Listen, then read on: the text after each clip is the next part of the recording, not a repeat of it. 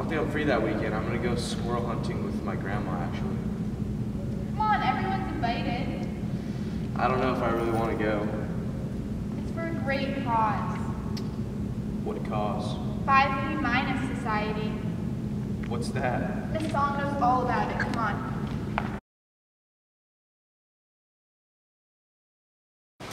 Cri-du-chat syndrome is also known as 5P-. There's a little bit of a distinction between the two, but for our purposes, they're synonymous.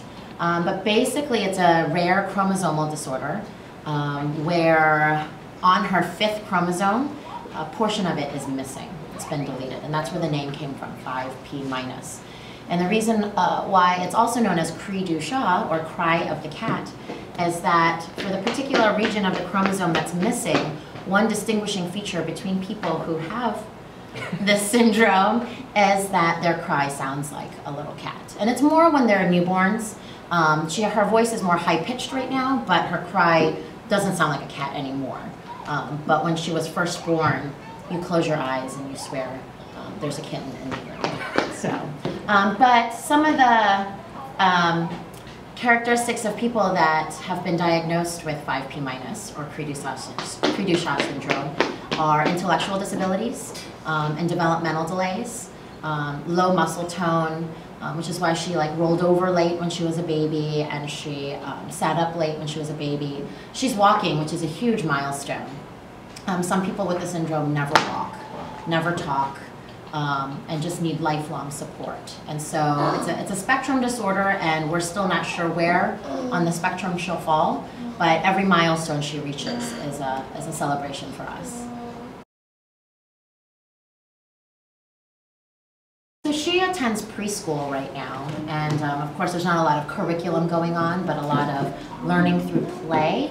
And so far we haven't seen too much impact in her schooling, but we're starting to see the gap widen between her and her peers in terms of what they're able to accomplish and what she's able to accomplish. But we appreciate the fact that when she's in a classroom full of typical children, that's helpful for her. She gets to see what they can do, and I think that helps her kind of want to do what they're doing. And we see the same thing at home with her 2 older sisters. You know, they're climbing, so she wants to climb. They're drawing, so she wants to draw. And so we think that being with her peers, typical peers, it's helpful and beneficial for her.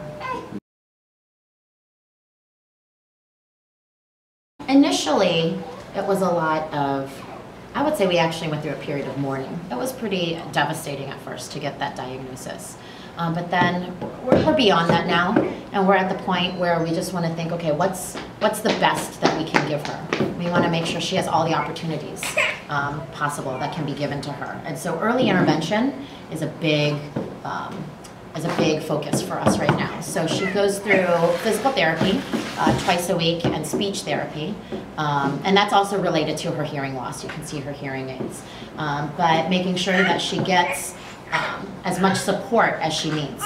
There are people who are in areas, we're blessed to be in this Northern Virginia area where we have resources to reach out to. But there are people in areas where they may not have access to all that we do. And so we want to make sure that we take advantage of it all. So our life at home is very much one therapy session after another, a lot of medical appointments, lots of therapy appointments. Her sisters are great in being supportive and understanding that that's where a lot of our life is running off to. But at home, it's a lot of play too. I mean, these 3 girls get along well. She loves her older sisters and loves doing what they're doing, following them, just being a part of all the action. But you know, this is basically life at home. They've been amazing. It's such a rare condition. About 1 in 50,000 infants are born with this.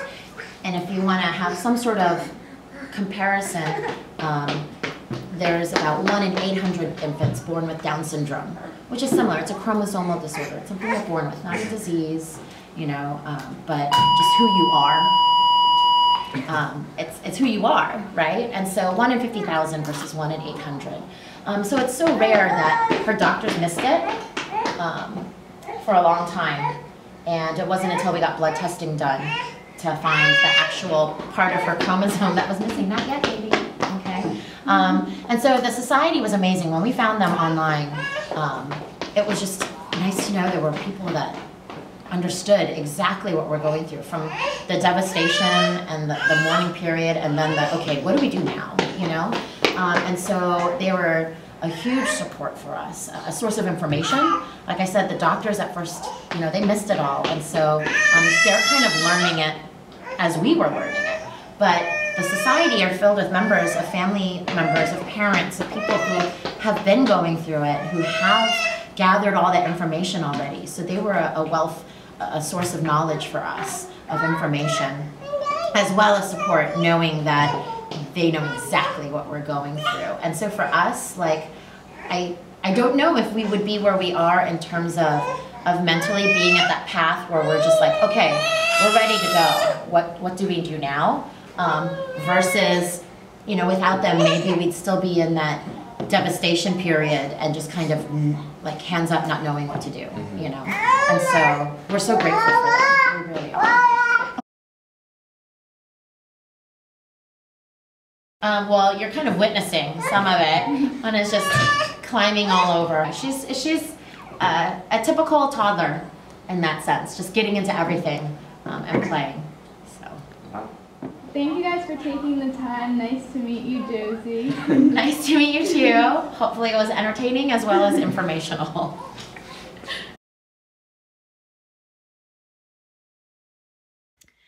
We also wanted to say thank you so much for your willingness to give, but also just for your love and support. It means the world to us, and to all the families that are a part of 5P- Society. We're really grateful for just your willingness to help and to support us. And Josie also wants to say, I love Langley. Can you say bye, Josie? You say bye?